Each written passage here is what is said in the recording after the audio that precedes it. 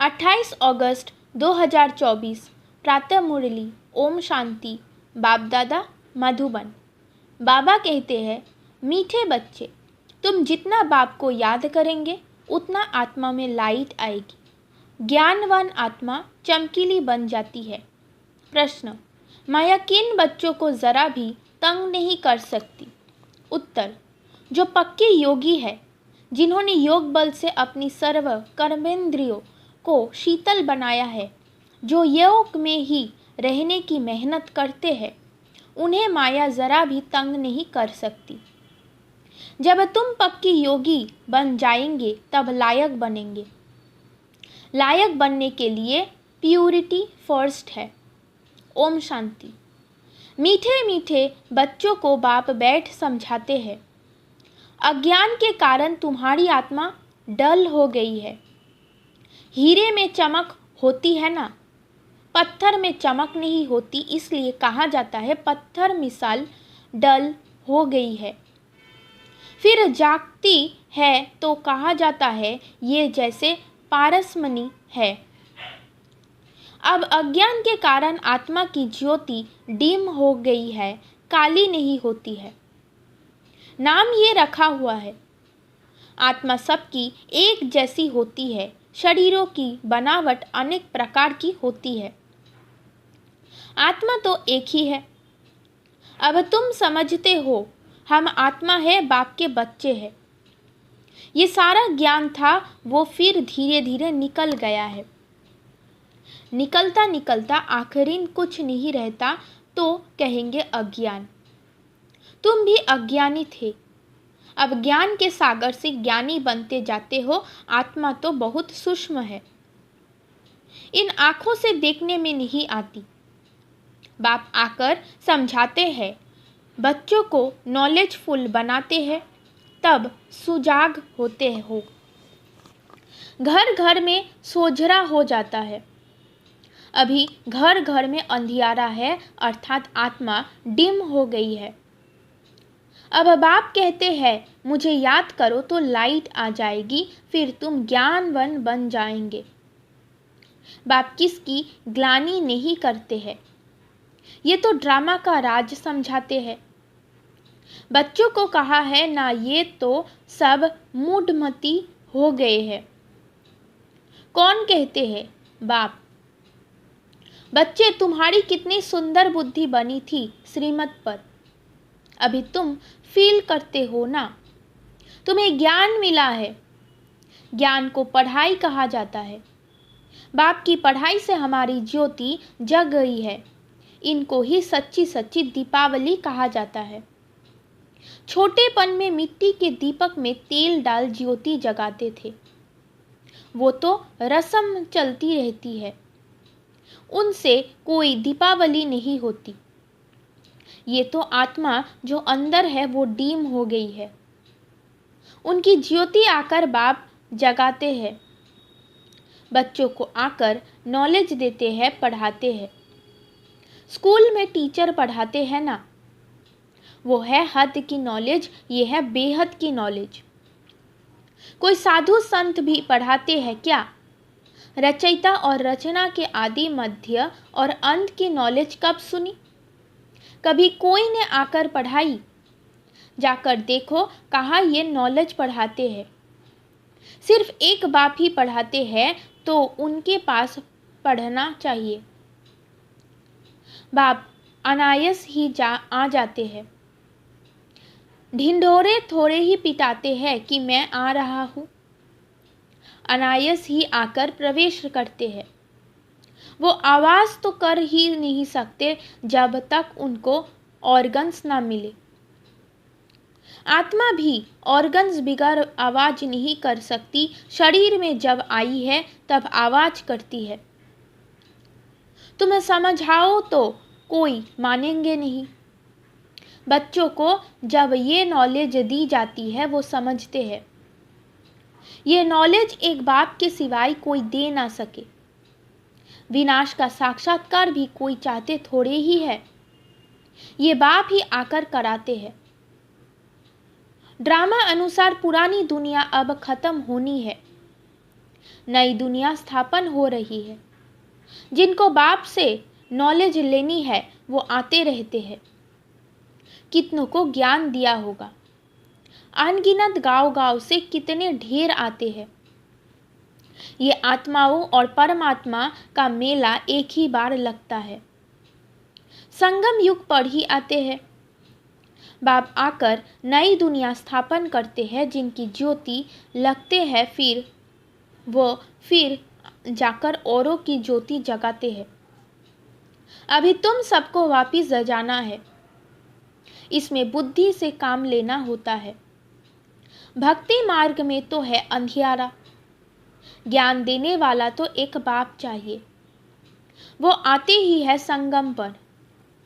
पुरानी दुनिया में ज्ञान मिल ना सके। मनुष्यों के ख्याल में है अभी तो 40,000 वर्ष पड़े हैं, बिल्कुल ही घोर अंधियारे में है। समझते हैं 40,000 वर्ष बाद भगवान आएगा, जरूर आकर ज्ञान दे सद्गति करेंगे। तो गोया अज्ञान है ना। इनको अज्ञान अंधियारा कहा जाता है। अज्ञान वालों को ज्ञान चाहिए। भक्ति को ज्ञान नहीं कहा जाता है। आत्मा में ज्ञान है नहीं, परंतु डल बुद्धि होने कारण समझते हैं भक्ति ही ज्ञान है। एक तरफ कहते हैं ज्ञान सूर्य के आने से सोझरा होगा, परंतु समझते कुछ नहीं। गाते हैं ज्ञान सूर्य प्रगटा। किसके लिए कहते हैं ज्ञान सूर्य? कब आया ये कोई नहीं जानते। पंडित आदि होगा तो कहेगा जब कलयुग पूरा होगा तब सोझरा होगा। ये सब बातें बाप आकर समझाते हैं। बच्चे नंबरवार समझते हैं। टीचर बच्चों को पढ़ाते हैं एक रस, तो बच्चे नहीं पढ़ेंगे। पढ़ाई में एक रस मार्क्स कभी होती नहीं। तुम जानते हो कि बेहद का बाप आया हुआ है। अब पुरानी दुनिया का विनाश भी सामने खड़ा है। अभी ही बाप से ज्ञान लेना है और योग भी सीखना है। याद से ही विकर्म विनाश होंगे। बाप कहते हैं इस संगम पर ही आकर इस शरीर का लोन लेता हूँ, अर्थात प्रकृति का आधार लेता हूँ। गीता में भी ये अक्षर है और कोई शास्त्र का नाम बाबा नहीं लेते हैं। एक ही गीता है। ये है ही राजयोग की पढ़ाई। नाम रख दिया है गीता। इसमें पहले पहले लिखा है भगवानोवाच। अब भगवान किसको कहा जाता है? भगवान तो है निराकार। उनको अपना शरीर तो है नहीं। वो है निराकारी दुनिया जहाँ आत्माएं रहती है। सूक्ष्म वतन को दुनिया नहीं कहा जाता। ये है स्थूल साकार दुनिया, वो है आत्माओं की दुनिया। खेल सारा यहाँ चलता है। निराकारी दुनिया में आत्माएं कितनी छोटी छोटी है, फिर पाठ बजाने आती है। ये ख्यालात तुम बच्चों की ही बुद्धि में बिठाए जाते हैं। इसको ही ज्ञान कहा जाता है। वेद शास्त्र को कहा जाता है भक्ति, ज्ञान नहीं। तुम्हारी साधु सन्यासियों से इतनी भेंट नहीं हुई है। बाबा का तो बहुत संग रहा है, बहुत गुरु किए हैं। पूछा जाता है अपनी सन्यास क्यों किया, घर बार क्यों छोड़ा? कहते थे विकार से बुद्धि भ्रष्ट हो जाती है, इसलिए घर बार छोड़ा। अच्छा, जंगल में जाकर रहते हो, फिर घर बार की याद आती होगी। बोला हाँ। बाबा का तो देखा हुआ है, एक सन्यासी तो फिर वापिस घर भी आ गया था। ये भी शास्त्रों में है। मनुष्य वानप्रस्थ अवस्था में तब जाते हैं जब आयु बड़ी हो जाती है। छोटी आयु में तो वानप्रस्थ ले ना सके। कुंभ के मेले में बहुत छोटे छोटे नागे लोग आते हैं। दवाई खिलाते हैं जिससे कर्मेंद्रियों ठंडी पड़ जाती है। तुम्हारा तो है योग बल से कर्मेंद्रियों को वश में करना। योग बल से वश होते होते आखिर ठंडी हो ही जाएगी। कई कहते हैं बाबा माया बहुत तंग करती है। वहाँ तो ऐसी बातें होती नहीं। कर्मेंद्रिय वश तब होगी जब योग में तुम पक्के होंगे। कर्मेंद्रिय शांत हो जाएगी। इसमें बड़ी मेहनत है। वहाँ ऐसे छी काम होते नहीं। बाप आए हैं ऐसे स्वर्ग धाम में ले जाने। तुमको लायक बना रहे हैं। माया तुमको नालायक बनाती है, अर्थात स्वर्ग व जीवन मुक्ति धाम में चलने लायक नहीं। तो बाप बेट लायक बनाते हैं। उसके लिए प्यूरिटी है फर्स्ट। गाते भी है, बाबा हम पतित बन पड़े हैं, हमको आकर पावन बनाओ। पावन बना पवित्र गायन भी है, अमृत छोर विष काहे को खाए। उनका नाम विष भी है जो आदि मध्य अंत दुख देता है। ये भी ड्रामा में नूंद है। बाप कितना बार आए हैं, तुम बच्चों से आकर मिले हैं। तुम्हें कनिष्ठ से उत्तम पुरुष बनाया जाता है। आत्मा पवित्र होती है तो आयु भी बड़ी हो जाती है। हेल्थ, वेल्थ और हैप्पीनेस सब मिल जाती है। ये भी तुम बोर्ड पर लिख सकते हो। Health, wealth, happiness for 21 generation 1 second. बाप से ये वर्षा मिलता है 21 जन्मों के लिए। कई बच्चे बोर्ड लगाने से भी डरते हैं। बोर्ड तो सबके घर पर रहता ही है। तुम सर्जन के बच्चे हो ना, तुमको हेल्थ, वेल्थ, हैप्पीनेस सब मिलती है, तो तुम फिर औरों को दे सकते हो तो क्यों नहीं बोर्ड पर लिख देते हो। तो मनुष्य आकर समझे कि भारत में आज से 5000 वर्ष पहले हेल्थ, वेल्थ थी, पवित्रता भी थी। बेहद के बाप का वर्षा 1 सेकंड में तुम्हारे पास बहुत आएंगे। तुम बैठ समझाओ यही भारत सोने की चिड़िया थी, इन्हों का राज्य था। फिर ये कहाँ गए? 84 जन्म पहले ये लेंगे। ये नंबर 1 है ना, यही फिर लास्ट में आते हैं।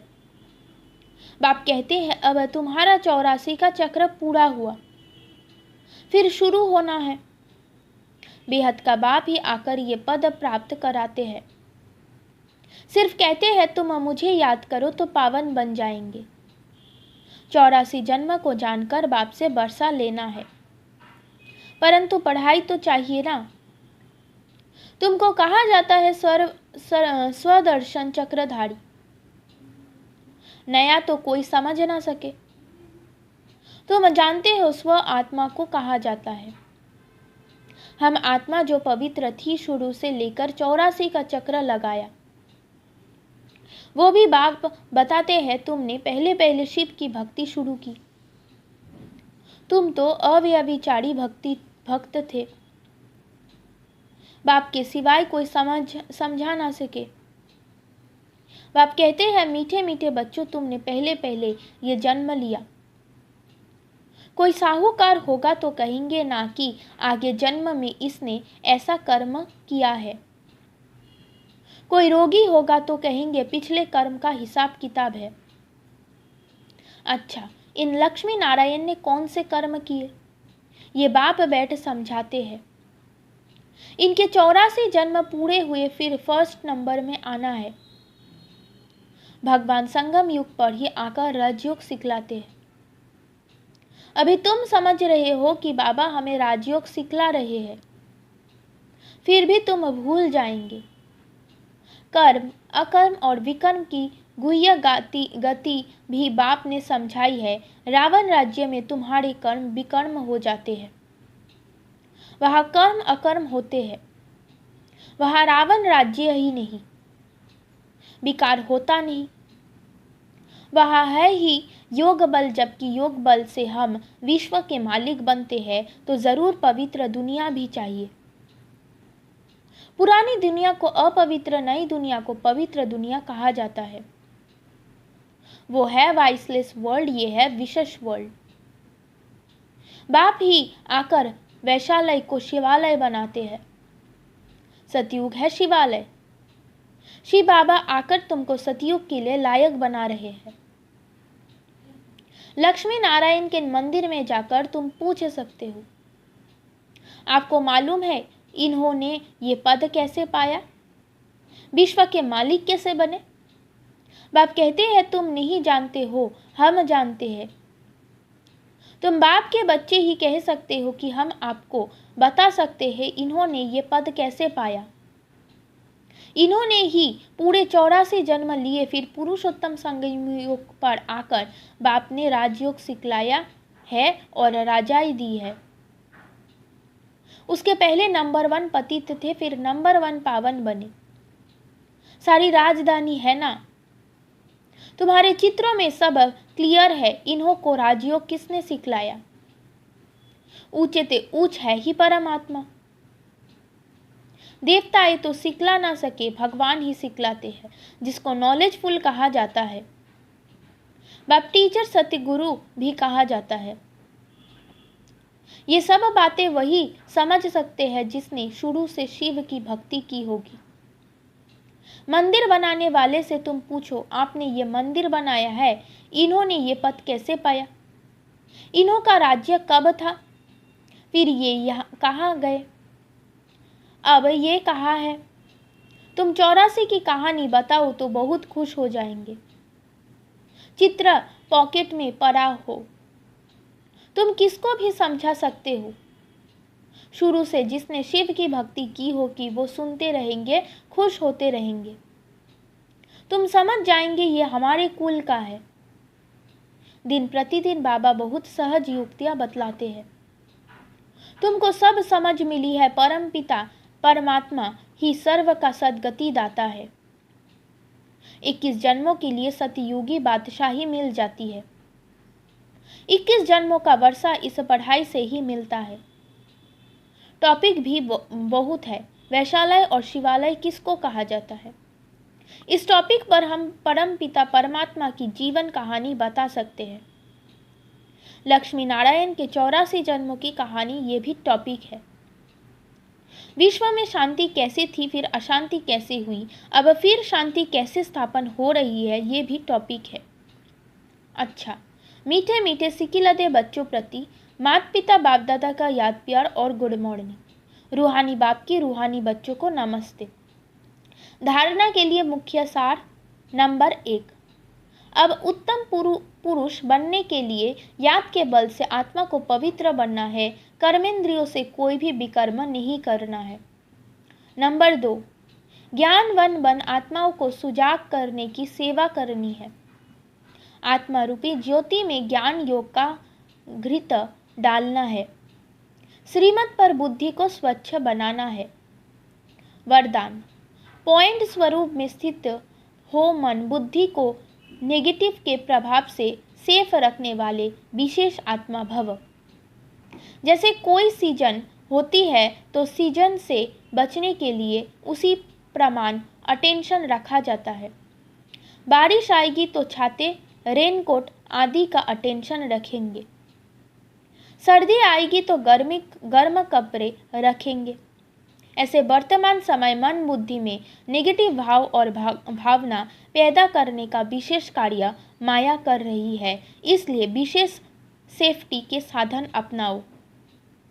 इसका सहज साधन है एक पॉइंट स्वरूप में स्थिति होना। आश्चर्य और क्वेश्चन मार्क के बजाय बिंदु लगाना अर्थात विशेष आत्मा बनना। स्लोगन, आज्ञाकारी वह है जो हर संकल्प, बोल और कर्म में जी हजूर करता है। ओम शांति।